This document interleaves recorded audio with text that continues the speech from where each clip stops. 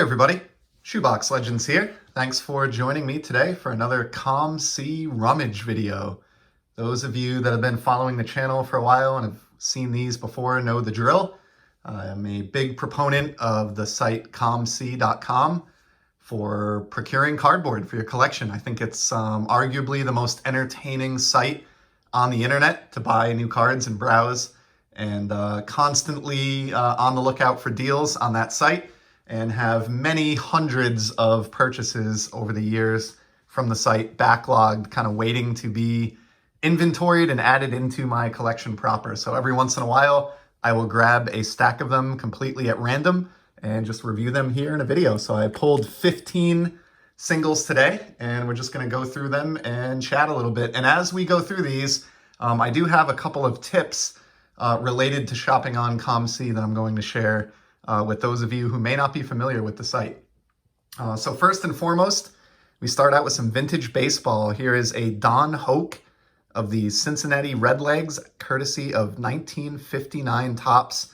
My favorite thing about this card is the great Mr. Redlegs logo there in the lower left corner.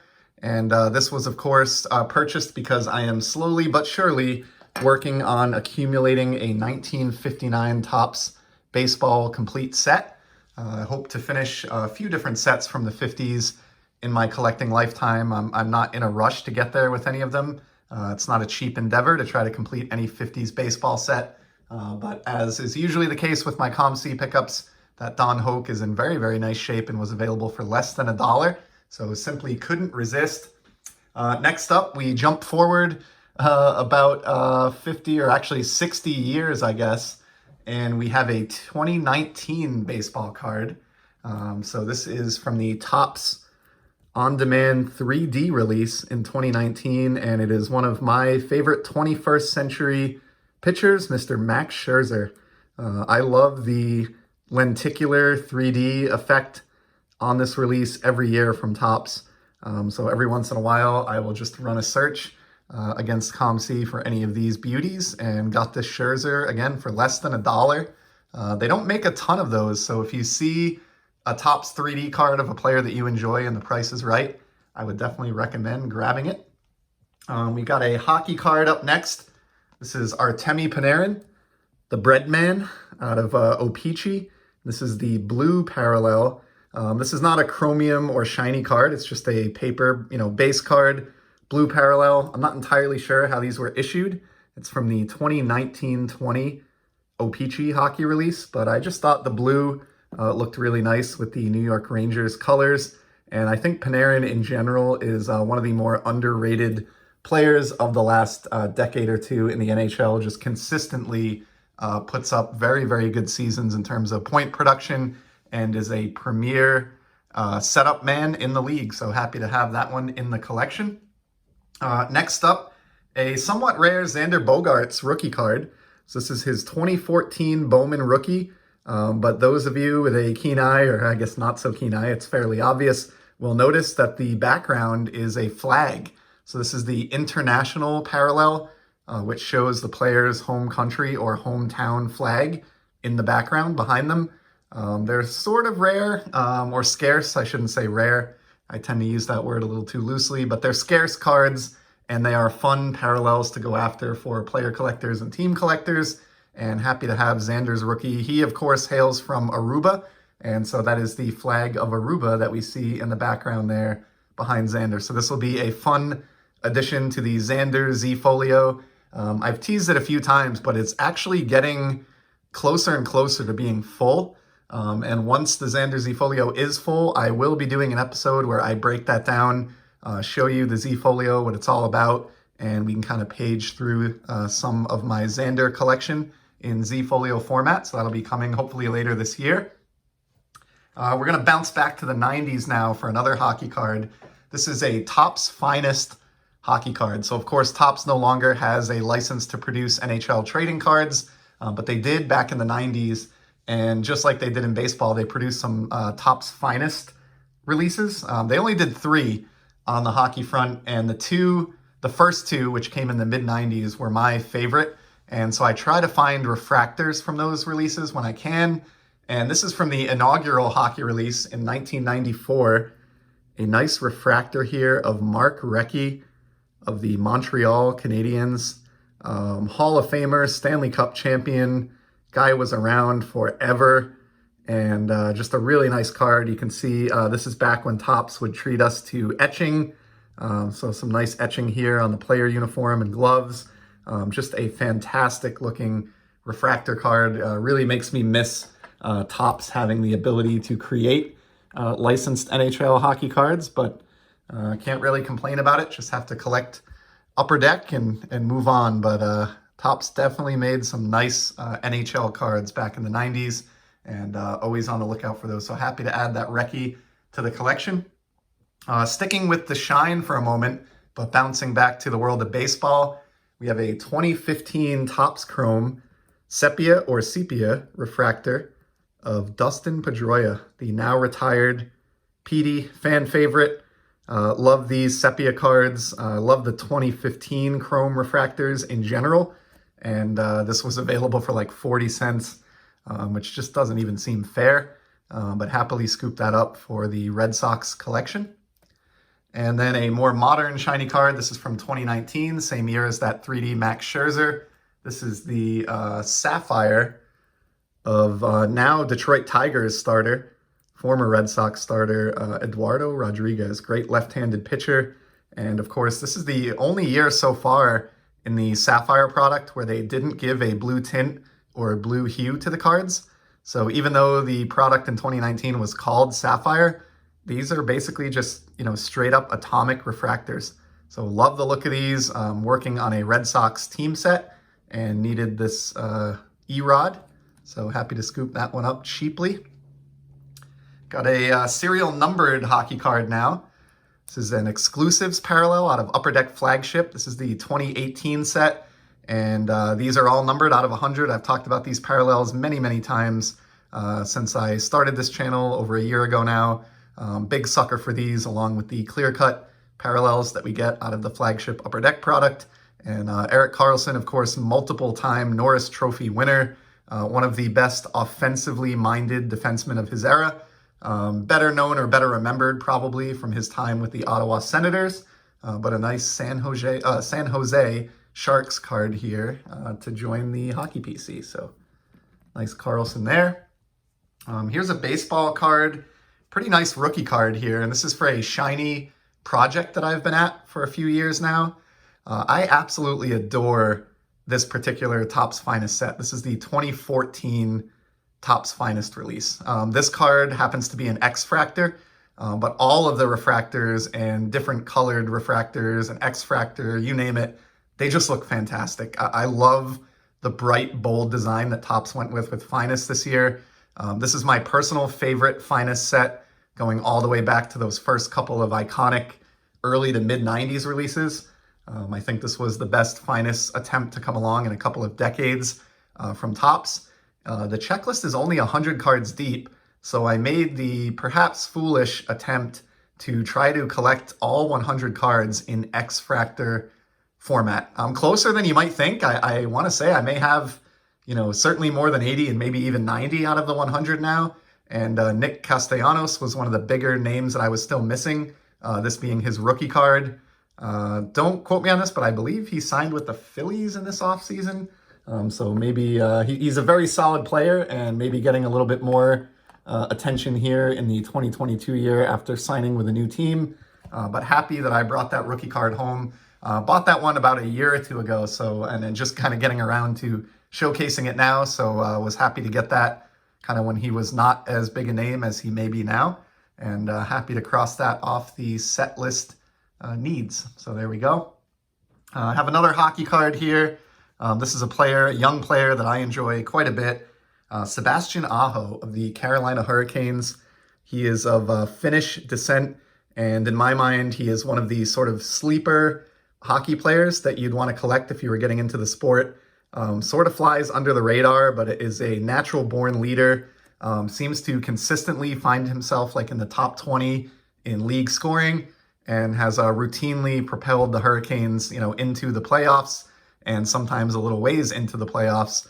Was able to get this only in the last year here, I know this is, not his most desirable rookie card. This is not his Young Guns rookie. It's just an O-Pee-Chee retro rookie, but I love the look of it. And I haven't looked recently, but at least not too long back, you could get these for less than $1. And I just think in the modern hobby landscape, getting a rookie card of a player of this caliber, for $1 or less is just a really good deal. So I think I've picked up maybe 2 or 3 copies of that card along the way. Here's one of a player that I mentioned in a video a while back. I've always just enjoyed this guy due to his physique and the fact that he lasted so long in Major League Baseball and was just a joy to watch. Big, sexy Bartolo Colon. So this is a Topps Heritage Chrome insert from the 2006 Topps Heritage set. So this is an earlier Heritage Chrome card. Love the image here. This is, of course, based on the 1957 Topps design, but done up in chrome with that Heritage Chrome sort of stippling in the background there. These are serial numbered. Nowadays, the Chromes are numbered out of 999 every year. But back in this era, they would number them to the year of the inspiration for the set design. In this case, 1957. So happy to have one of the roughly 2,000 copies out there of that Cologne card. Never get tired of picking him up. He may not be a future Hall of Famer or anything like that, but he was a ton of fun to watch, a fan favorite, and his cards tend to be cheap. So happily scooped that one up. I have just one soccer card here to show in today's grouping. This is from the first ever Topps Chrome Sapphire UEFA Champions release and features Luka Modric of, in this case, Real Madrid. He plays also for Croatia in international play and had a very, very impressive 2018 World Cup. So I became a fan of his watching the 2018 World Cup competition, and fitting for this one to make an appearance here in 2022 with the World Cup coming back up. Will be in November this year.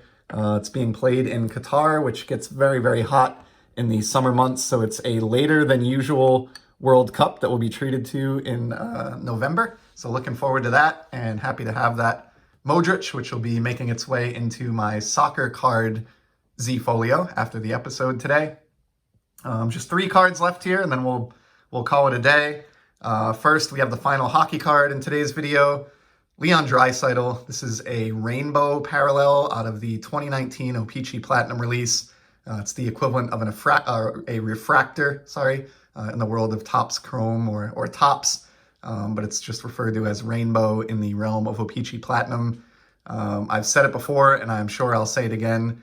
Leon Draisaitl is perhaps the single most underrated hockey player in the hobby. I do not understand why his cards sell for as little as they do compared to McDavid and Ovechkin and some of his counterparts. Again this year, at least at the timing of this video, he is in the mix for a scoring title and an MVP, and looks like the Oilers are destined to make the playoffs this year. And so just love snatching up these Draisaitl cards for pennies on the dollar. This is not an exaggeration at all. I got this rainbow Draisaitl for 32 cents. That is flat out wrong, but happy to be the beneficiary of that pricing. I do have one football card here, which will go into my football card Z-Folio. Not a football collector, but I'm trying to accumulate 360 cool football cards to put in that Z, and this one certainly fits the bill. It is from the 2011 Topps Chrome release, and it's an atomic refractor of Kellen Winslow, who's a very effective tight end back in the day. Love the atomic shine. This is like the 3rd card in this video that's had this element going on for it. And of course, what really sold me on this is just the photograph. I love, the leg up in the air as Winslow hauls in a catch. You can tell this is in the end zone. I can see the pylon there and a Rams defender trying to push him out of bounds, but just a gorgeous looking card. I will never get tired of picking up atomic or sapphire cards that look that nice. So that's going to make its way into the football Z. And then we're going to close it out today with what's probably my favorite card in this grouping of 15. It is a vintage Bowman baseball card from my favorite run of Bowman sets, which was 1950 through 1952. This is a 51 Wes Westrom. Picked this up because the centering is pretty strong. I love that it's a New York Giants card. I love that it's a catcher's card. He's in the catcher's squat there with the mitt. Just a fantastic painting. And this is like the epitome of what vintage baseball cards are all about, in my opinion. I am always on the lookout for 50s Bowman cards that I don't already have. Would love to someday have every single one of them. But towards that end for today, I've at least got Wes Westrum to join the collection. So neat one there. And that is going to be a wrap. Went a little bit over 15 minutes here, talking about 15 cards. So about a minute per card, which is basically par for the course for these.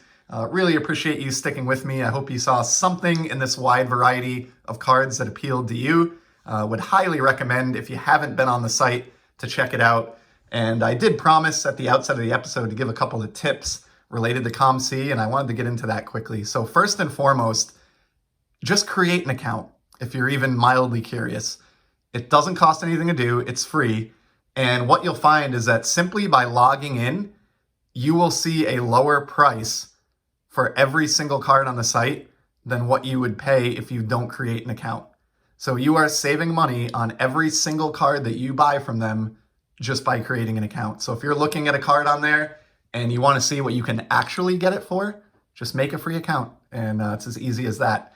And then the other tip that I wanted to give on the saving money side of things for COMC, you can make offers on the cards. So if you are looking at a particular card, you will see there are two buttons below the card on the site. One to just buy it outright, or purchase now, I think is the language they use. And then there's a make offer button. So I never pay full price for a card without at least checking first to see if the seller accepts offers. And if you just click the make offer button, one thing that's really neat about COMC compared to eBay, on eBay, if you make an offer, you don't have any way to know what the seller's minimum accepted offer might be. So if there's a card on eBay, let's just say for $50 to make the argument simple, and I make an offer for $5, it's going to get rejected. I'm not going to have any idea what, a more realistic offer would be. And I'm going to waste one of my limited number of opportunities that I have, I believe it's 5, to make an offer on the card. COMC does not work this way. There are no limits to the amount of offers you can make, but even better than that, make an offer for a penny. And I do this anytime I'm purchasing a card. I will click the make offer button. I will offer 1 penny. It will obviously get rejected, but what's good about COMC, it won't just come back and tell you offer rejected. It'll come back and say, the seller's minimum offer is maybe $40, right? And now you know exactly what you can offer as a starting point to get into a bargaining process with the seller.